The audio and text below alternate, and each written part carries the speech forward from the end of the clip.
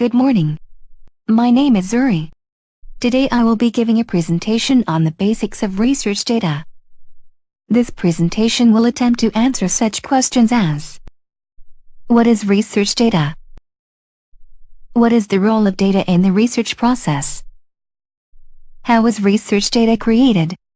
Who creates and uses research data? What are the typical research data formats? How big is a research data set?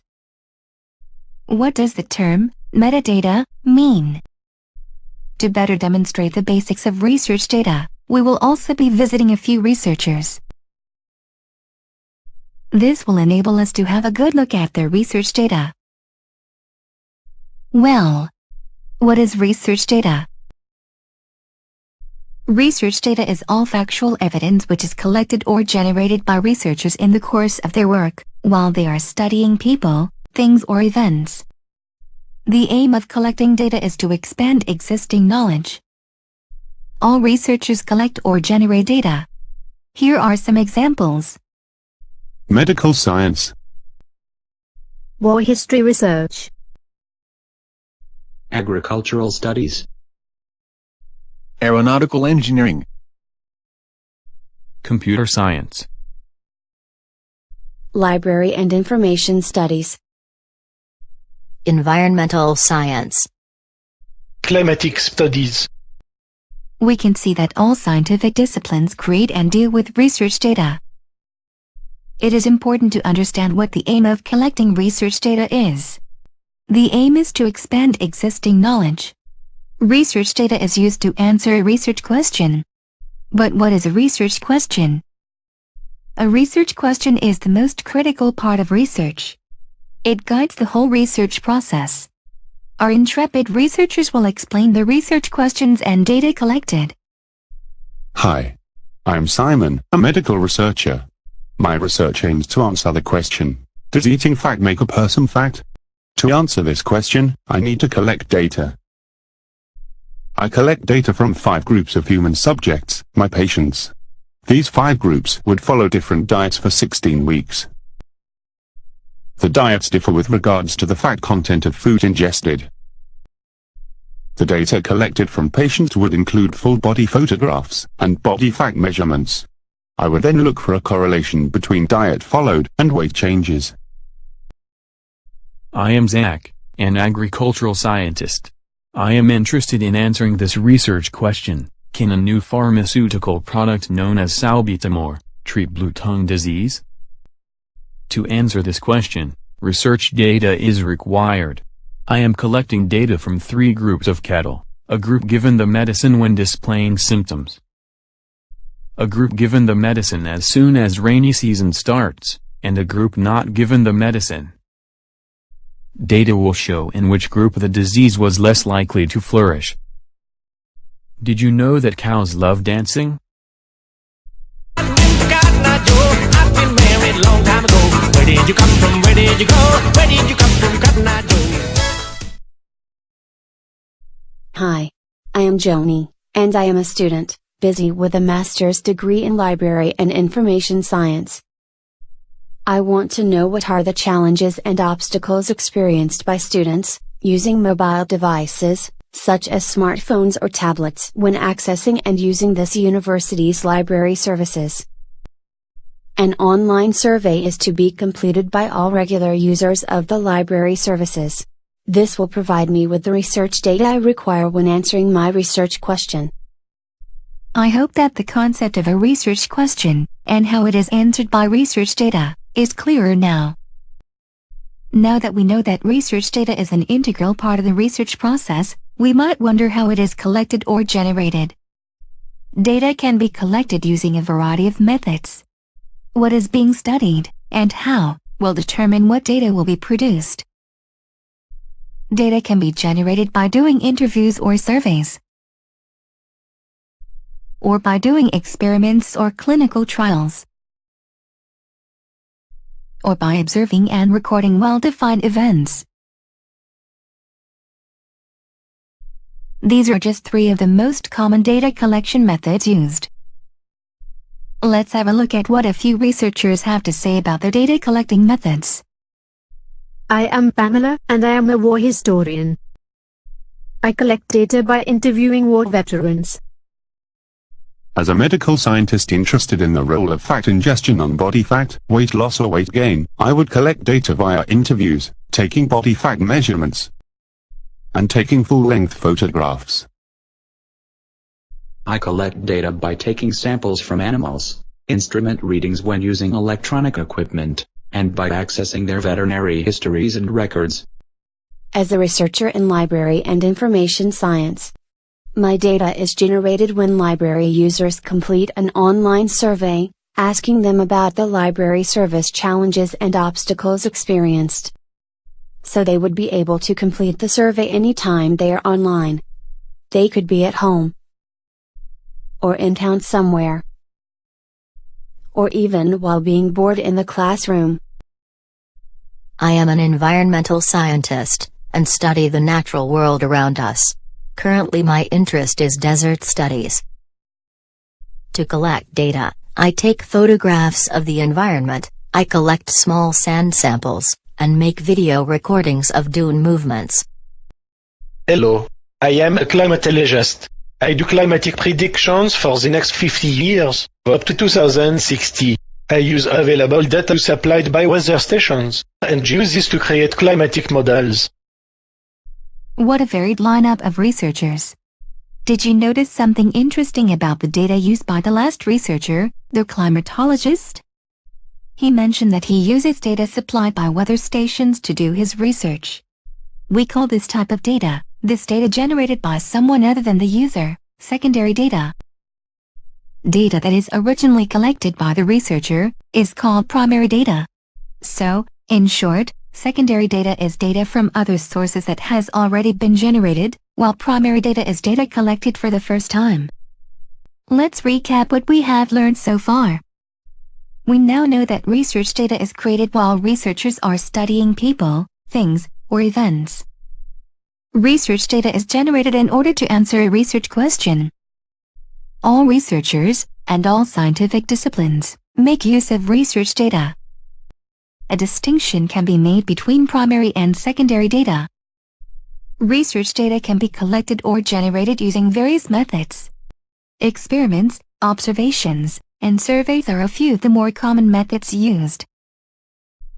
An important conclusion reached by now is that research data can represent different content.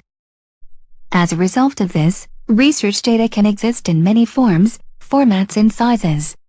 It can exist in the form of text files, numerical data, images, drawings and photographs, materials and samples.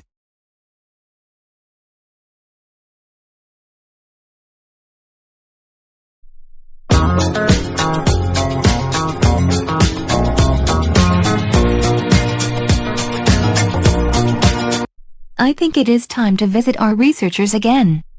Let's see which data formats they use. My data is most often video files, as I do interviews which are video recorded. I also have research data in text format, as I transcribe the interviews afterwards. When I say transcribe, I mean I am making a written copy of spoken materials. I am transcribing the spoken recording. It ends up being a transcription in some kind of text format. The video recordings are saved in MP4 format. Sometimes I make audio recordings and save in MP3 format, while the transcriptions are MS Word documents. So if I were to go to a folder containing my audio files, and open one of the files, by clicking here, then we can open an audio recording of an interview, saved in MP3 format. We will now listen to part of an interview I did with a war veteran who was a fighter pilot in 1945. Well, right at Pearl Harbor was a time in the history of this country which has been no other. Everybody wanted to jump in and serve. My medical research data comprises images. My laptop contains the digital photos taken of patients. These photographs would be stored as JPEG images. I also have data in the form of audio files, as I record the interviews I do with my research subjects. Then I also have small amounts of numerical and text data saved on spreadsheets. The audio files are usually stored as MP3 files, while the numerical data end up as Excel spreadsheets. Let's have a closer look at what the data looks like. If I open my images folder and click on any one of the JPEG image icons, it would show a JPEG image, in this case, a full-length photo of one of my patients. The image portrays the patient at two different phases of the trial. My research data comprises sand samples, digital photos, as well as video recordings. My photographs are most often TIFF files, while the video recordings are saved as WMV files. Here are a few examples of desert storm photos saved as TIFF images. If I open my images folder and open a few of the TIFF images, I would see this TIFF image. Here is another TIFF image. And this TIFF image too. I use secondary data, mostly numerical data in the form of spreadsheets, supplied by other researchers as well as the Weather Bureau. By using their data and my own climatic software program, I can create massive climatic models, which is actually also a data format. My data is delivered to me in the form of spreadsheets. The software of the survey tool I am using, SurveyMonkey, automatically generates these spreadsheets. So if I were to go to my spreadsheets folder and click on any spreadsheet icon in the folder, the spreadsheet would look something like this. What we have seen so far is that research data can exist in many forms and formats.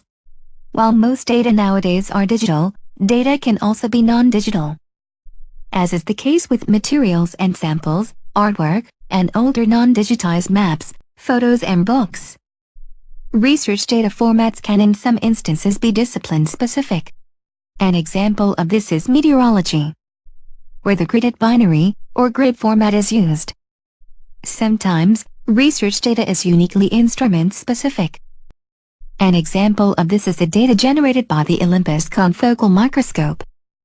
Another feature of research data, its size, may also vary widely. Some data sets, for example a small data set in text format, would be less than 1 megabyte in size. At the opposite end of the size spectrum we find huge data sets, such as data sets generated by the Square Kilometre Array telescope. Images and data sets created here are in the order of petabytes, with 1 petabyte being 1000 terabytes of information. A petabyte of music would require 2000 years to play. It's time for another recap of research data concepts discussed. We have learned that research data can represent different content. Research data come in different forms, formats and sizes. Common research data types are text files, numerical files, images, video and audio. Research data are stored in various formats, for example, MS Word documents, PDF files, MP3 and MP4 files, WMV files, JPEG images. Data formats can sometimes be discipline or instrument specific. Data set sizes differ, from a few kilobytes up to several petabytes. The next research data related topic we will be discussing is metadata. Metadata is a set of data that describes and gives information about other data. So, metadata would provide information about a research data set held by a researcher. Here is a simplified example, showing metadata added to the concept of an apple. The name of the fruit, its season, weight, uses and origin have been added. This next example shows a photo taken in space, with the metadata added to the right of the image. Metadata fields include aspects such as title, description, author, photo size, ownership, date photo was taken, and image type. Metadata is a very interesting topic that needs a longer discussion. For now, let's just say that adding metadata assists in data retrieval and in managing ownership rights, to name but two benefits. We have now reached the end of this introductory tutorial on research data. A short quiz will now follow. Let's see how much you have learned. True or false? All research disciplines make use of research data. Which of the following are research data types? Audio, video, images? When a researcher collects his own data, would that be considered primary or secondary data?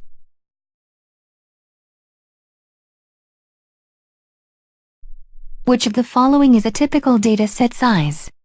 500 kilobytes, 10 megabytes, or 3 terabytes?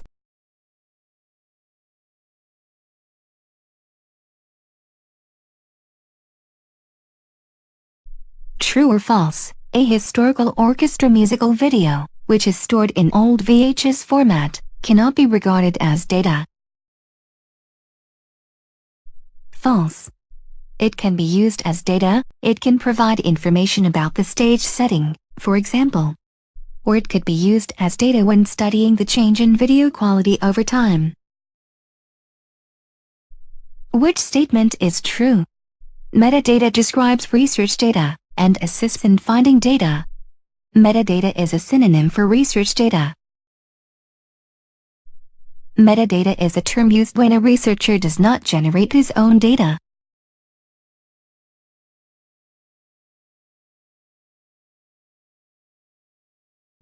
Thank you for attending this tutorial on the basics of research data. For questions and comments, please contact me at lpatterton@csir.co.za.